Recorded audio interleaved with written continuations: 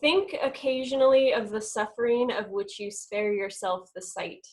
This quote by Albert Schweitzer was intended to remind us of the human suffering we often ignore, but I believe that it's also critical to remember that animals and the environment as a whole are suffering as well, mostly at the hands of human beings.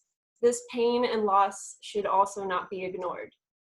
Hi everyone, I'm here tonight to remind you all that the harm humans have inflicted on the environment and the animals with whom we share our planet runs deep, but the destruction can also be corrected. Since you're all good friends of mine, I already know that you all have a deep capacity for empathy, and I know that you all care about the welfare of animals and the environment, the health of our environment. And since you all know me, you won't be surprised to hear that the suffering of animals and the environment affects me deeply. There have been nights when the enormity of that suffering feels so overwhelming that I can hardly breathe. For this introduction to speech class, we were instructed to choose a social justice issue that we were passionate about. The issue I chose is animal welfare and the environment. So tonight I'm gonna read a poem that I actually started about 3 years ago after a particularly frustrating dinner conversation. I dug the poem up again when I realized that it already fit with my social justice theme and could be expanded upon and made into a larger piece. So I'm not a poet and I'm really not very good at rhyming, so please just reserve your judgment on the quality of this poem, but I can say that it does come from my heart. So here's my poem. The working title is Tendrils of Hope. I was asked a question last night while I ate dinner, spaghetti with mushroom marinara and an iced tea. I was alone at a table reading news on my phone before our conversation began. The question asker was heavy-set, middle-aged, and lonely. He said, "How are people fucking up the earth?" asked incredulously in response to my statement that people are fucking up the earth in our chat about nothing and all things. I was struck by the enormity of my possible response. How are people fucking up the earth? Where could I possibly begin? Maybe I should start with acidification and warming of the oceans causing bleaching of the coral reefs.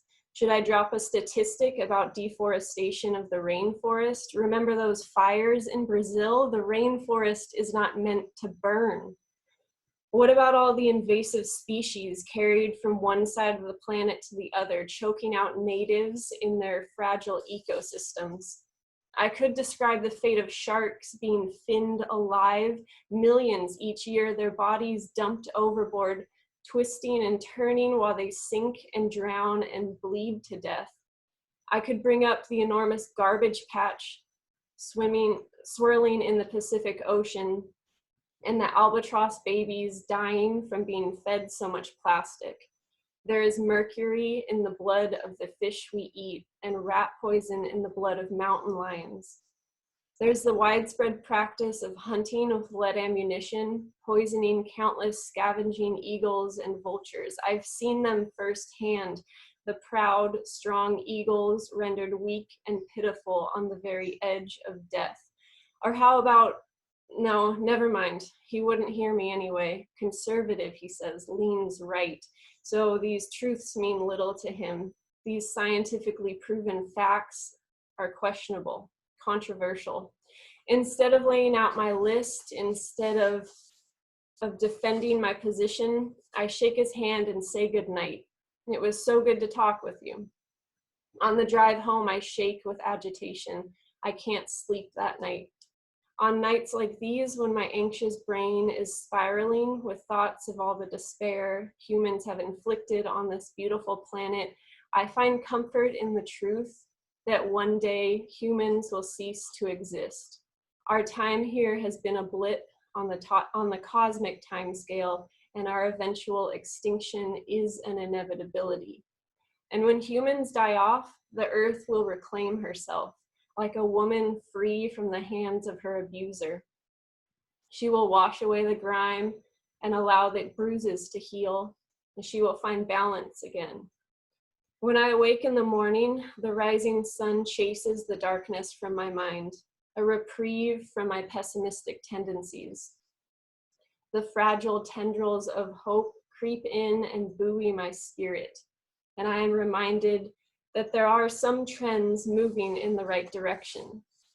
I think of all the species pulled back from the brink of extinction, even when the cliff's edge seemed too close to avoid. There are the brown pelicans diving once more into the sea, and peregrine falcons hunting on the wing, the black-footed ferrets rooting out prairie dogs on the plains, and the condors soaring overhead. There are wolves back in Yellowstone, there are bighorn sheep back in Oregon, and bald eagles back on the Channel Islands. I think of the marine sanctuaries and the national parks, the international bans on whale hunting and ivory trading. I think of regulations passed to keep our water clean, to allow us to swim again in our lakes and rivers. I think of regulations passed to keep our air fresh. We no longer have to scrub soot off the sides of buildings or worry about acid rain. Humans are wise enough to protect what is precious. We can engineer solutions to the problems we cause. And each of us has some power to make choices that will heal. We can choose to tread more softly on this precious earth, to take less, to use less, and to be more kind. So that was my poem, inspired by the social justice issue of animal welfare and the environment. I know it got a little dark there for a minute, but I tried to offer some hope at the end. My purpose tonight was to speak on the often overlooked suffering in the world around us, but to also keep in mind that humans do have the power to correct our wrongs and ease the suffering. So thank you all for listening. I really appreciate you giving me your time.